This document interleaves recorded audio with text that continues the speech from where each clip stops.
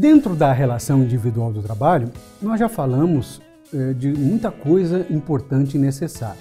Desde as normas básicas, os princípios, falamos da relação de emprego, dos seus requisitos necessários e obrigatórios, falamos dos sujeitos que envolvem essa relação, do empregado e do empregador, como também já falamos do contrato individual do trabalho, que é o vínculo que une esses dois sujeitos. Perfeito. O contrato individual do trabalho foi firmado. E vamos pensar aqui da maneira com que a legislação realmente ela exige. Assinada a carteira de trabalho, o contrato firmado por escrito e a coisa começou. Haverá que ter nessa relação individual de trabalho algum conteúdo mínimo, não é verdade? O conteúdo mínimo da relação de trabalho, que é o que nós vamos ver a partir desse momento. Se o empregado ele tem como obrigação maior, e nós já tratamos disso aqui, prestar os seus serviços, o empregador tem como a sua maior obrigação remunerar pelos serviços prestados, não é verdade? Quando nós falamos em remuneração, portanto, nós estamos falando de tudo aquilo que o empregado recebe, tudo. Ele pode receber salário? Pode receber salário. Ele pode receber determinada comissão? Pode. Ele pode receber descanso semanal remunerado? Pode. Ele pode receber férias? Pode. Pode receber por intervalos? Pode. Pode receber uma série de coisas. Então, tudo aquele que ele recebe, de uma maneira geral, é chamada de remuneração. Mas aqui, particularmente sobre a remuneração, é importante realçar que ele tem direito a receber por tudo, mas ao empregador é pedido que ele discrimine tudo aquilo que ele vai pagar para o seu empregado. Se ele juntar tudo numa única rubrica e falar, ó, salário do mês tal, e juntar tudo ali, nós vamos chamar isso de salário complessivo. Salário complessivo. E isso é proibido pela legislação. Mas mesmo que não fosse proibido, você não acredita também que é muito importante para o empregador ele realçar o que ele está pagando ao seu empregado? Sob pena de que o empregado, sem saber o que está recebendo, poderia judicialmente cobrá-lo de alguma coisa que não está, ou pelo menos pensa não estar recebendo. Não é verdade? Então é importante que ele discrimine cada uma das verbas que estão sendo pagas ao seu empregado. Tudo isso é então remuneração. Dela então faz parte o salário.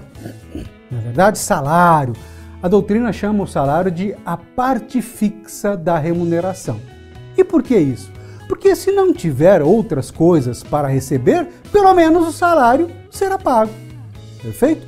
A parte fixa da remuneração.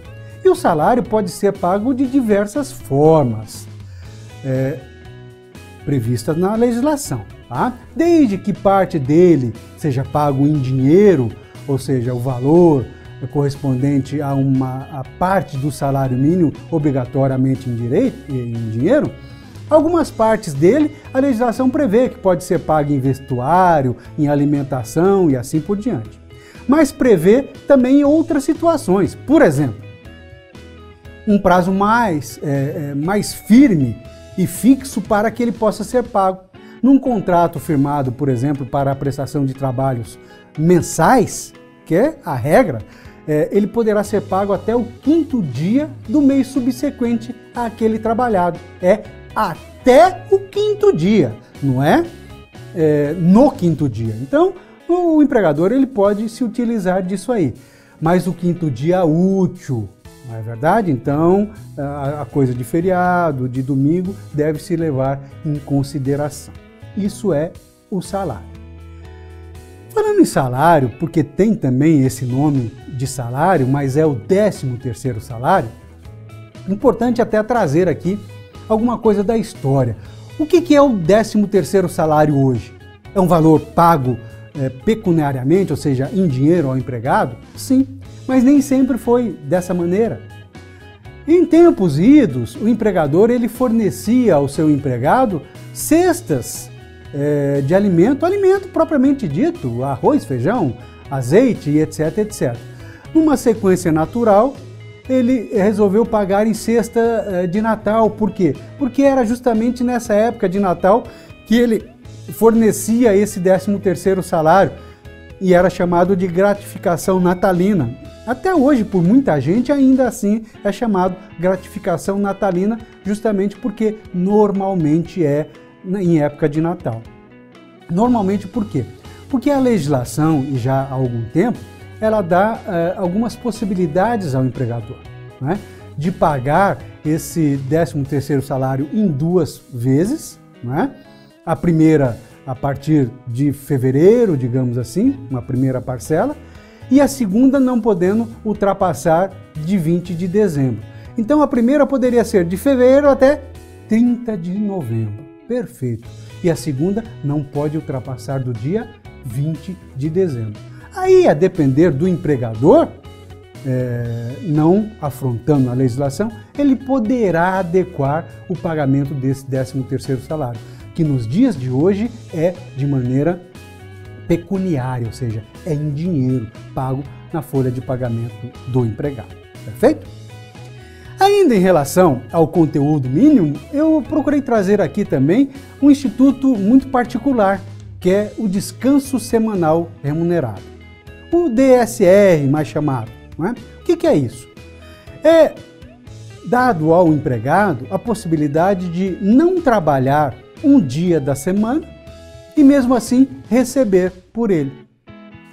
Um dia na semana é o descanso semanal remunerado, que preferencialmente deve ser aos domingos, mas não obrigatoriamente, preferencialmente. Aí, a depender da categoria, da relação individual instalada, ele vai, ou as partes vão fixar o dia do descanso semanal remunerado. As próprias convenções coletivas de trabalho também tratam disso, porque para determinadas categorias o trabalho aos domingos é muito importante. Vamos pensar assim, trabalhadores em restaurantes, de maneira geral. Eles preferem os domingos por quê? Porque é uma boa possibilidade de receber um algo mais, a chamada gorjeta, que é sadia também para essa relação de emprego. Perfeito? O que mais que nós poderíamos tratar desse conteúdo mínimo? A relação de emprego está instalada. O trabalho é desenvolvido diariamente, semanalmente. Haverá algum intervalo dentro dessa jornada diária de trabalho? Ou entre uma jornada e outra? Haverá. São 2 intervalos particulares que a legislação prevê. Esses 2 intervalos, inclusive, não são remunerados. Diferente, por exemplo, do DSR que nós acabamos de ver. Haverá um intervalo porque não haverá trabalho no DSR e mesmo assim o empregador se obriga a remunerar o seu empregado. Aqui, entre 2 jornadas deve haver um intervalo mínimo de 11 horas. Uma jornada diária de um dia e uma jornada diária em outro dia. Entre essas 2 jornadas deve haver um intervalo mínimo de 11 horas, desculpe. Esse intervalo é chamado de intervalo interjornadas, ou seja, entre 2 jornadas. Tá bom? A lei obriga o intervalo de 15 minutos quando o trabalho for prestado por mais de 4 horas e até 6 horas. Então, eu diria, num contrato de trabalho, numa jornada de trabalho inferior a 6 horas, haverá um intervalo de pelo menos 15 minutos. Tá bem? E numa jornada acima de 6 horas, naquelas jornadas normalmente de 8 horas, o intervalo deverá ser de 1 hora, não podendo ultrapassar de 2. Por quê? Porque às vezes em uma convenção coletiva de trabalho nós podemos encontrar sim um intervalo maior do que de 1 hora, mas ele não pode exceder de 2 horas. Aí você vai me perguntar, mas professor, esse intervalo ele não foi reduzido? Ele não pode ser menor do que 1 hora? Não é agora de meia hora tão somente? Veja, a regra não foi alterada não. O que acontece é que na última reforma trabalhista veio sim a possibilidade de, através de uma convenção coletiva de trabalho ou de um acordo coletivo de trabalho, esse intervalo intra-jornada, ou seja, dentro da mesma jornada, ele poderá ser reduzido para 30 minutos, mas tão somente através de acordo ou convenção coletiva de trabalho, porque a regra continua sendo a mesma. Perfeito? Bem compreendido? Ótimo. Vamos falar agora de adicionais. O que é um adicional? É alguma coisa a mais, um plus, perfeito? Por quê? Porque a depender da atividade elaborada, da atividade desenvolvida, o empregado passa por uma situação mais gravosa ou mais danosa à sua saúde física e ou mental. A legislação obriga o empregador a pagar 5 adicionais para o seu empregado que esteja desenvolvendo essa atividade.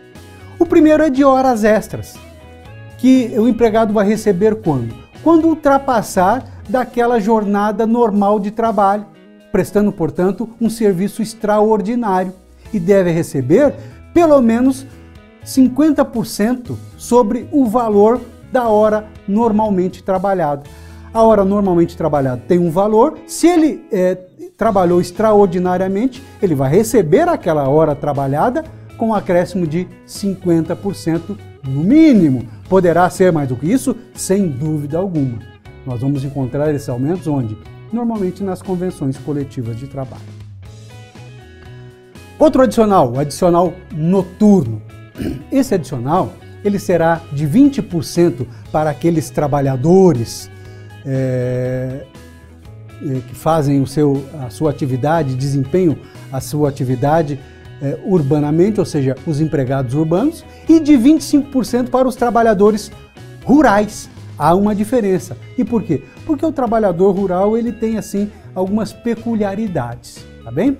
Agora, é importante realçar que para o empregado urbano, esse trabalho noturno ele tem hora para começar e hora para acabar. Não é como se pensa assim, qual que é a hora noturna? É quando escurece e vai até a hora que o sol nasce? Não é assim, tá? Determinada pela legislação, o período noturno se inicia às 22 horas de um dia e vai até às 5 horas do dia seguinte. Esse é o período noturno. Para os trabalhadores rurais, há uma diferenciação. Vale a pena, e eu lanço aqui o desafio para você, de dar uma olhadinha na CLT e verificar qual é o período noturno para o empregador rural. E você vai encontrar lá duas situações para aqueles trabalhadores que trabalham com a pecuária e para os outros que trabalham com a agricultura. Vale a pena dar uma olhadinha. O que mais de adicional? Vamos ver. O adicional de insalubridade. Um local insalubre, quando você fala insalubre, já gera assim uma coisa, ai que nojo, uma coisa assim, não é verdade? É, mais ou menos isso. Ele é devido ao empregado que trabalha justamente nessas atividades mais danosas ou mais gravosas à sua saúde. E ele tem 3 graus, o grau mínimo, que seria de 10%, o grau médio, que seria de 20%, e o grau máximo de 40%.